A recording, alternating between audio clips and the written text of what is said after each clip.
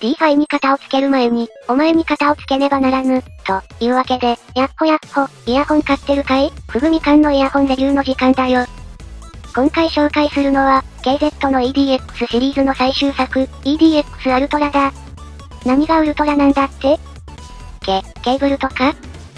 EDX シリーズは、2020年代後の20時期ダイナミックドライバーを磨き上げた KZ 系ハイブリッドから、その KZ っぽさの由来であるダイナミックドライバーを引っこ抜いて、単独で聴かせてあげるよ、という KZ の1ダイナミックドライバーイヤホンだ。そんな仕様ゆえに、EDX シリーズ、どれもこれも低音が強い、と、同時に、この 10mm ダイナミックドライバーは、ある程度高音域もこなせることがわかるシリーズとなっている。EDX シリーズには、EDX Pro、EDX アルトラと、ほぼ同等品の EDS というモデルも、ここに含んじゃっていいと思う。これらは基本的には同世代のダイナミックドライバーが使われていて、同じタイプ C（QDC にピンによるリケーブル、付属ケーブルは、EDX Pro、EDS が無酸素導ケーブル、EDX アルトラのみ銀メッキケーブルが付属するぞ。最初に発売された、EDX 無印のみ、ちょっとウォーム感が強かったんだけど、それ以降は高音域もよく出るようになって、しっかりとした音質で楽しめるようになる。EDX アルトラと EDS が同時期に発売されて、EDS と EDX シリーズに大きな違いを感じられなかったので、当時の僕は EDX アルトラをそっと回避して今に至る。というわけ。いや、でも、もしかしたら音変わってるかもしれないし。というわけで細かく見てみよう。付属のイヤーピースは TWS 用のものが有用されていて、EDX アルトラの形状だと明らかに深さが足りない。イヤホンをしっかり耳に固定できず、付属のイヤーピースは実用的でない、と言えてしまうな。一見、従来の KZ 型のイヤーピースに見えるんだけど、砲弾型の先端がより細くなっていて固定しづらく、おまけに軸がめちゃくちゃ短いので、奥行きが出ない。僕はどう工夫しようが耳から勝手に数秒で外れる。この時期の KZ のイヤピはめちゃくちゃ迷走してたことを思い出したよ。この見た目のイヤピは他の KZ 製品に似てるけど、EDX アルトラのものは特別薄くてすぐ外れちゃう。イヤピはほぼ確実に別で用意することになりそうだ。で、EDX アルトラ、待望の音色なんだけど。基本的にはやっぱり EDX プロと同じ。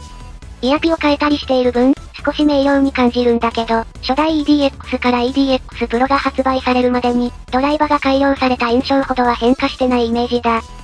付属のケーブルや、表面の装飾部のデザインは、EDX アルトラの方が優れているので、空張りの EDX プロか、銀メッキセントデザインの EDX アルトラか、もしくはデザインで EDS を選んでもいいだろう。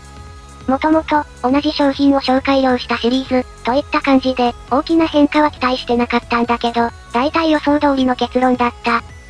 KZ 系の1ダイナミックドライバーの中で、EDX プロ以降はバランスが取れていて、低音側がパワフルな中に、しっかりドンシャリで聴かせてくれるバランスがある感じ。より派手な高音域が欲しければ、ハイブリッド型の ZSN Pro X なんかがおすすめだ。空間もほどほどに広く、聞き疲れしにくい、定番らしい音色だな。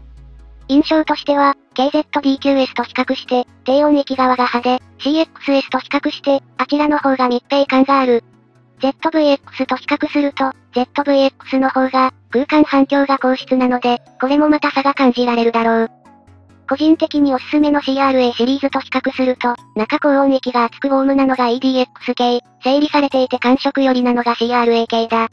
EDX は、今までの KZ を長く支えてきたドライバが、初めて主役として活躍できているシリーズなので、EDX アルトラに限らず、一本持っておくと聞き比べがはかどる面白いシリーズだぞ。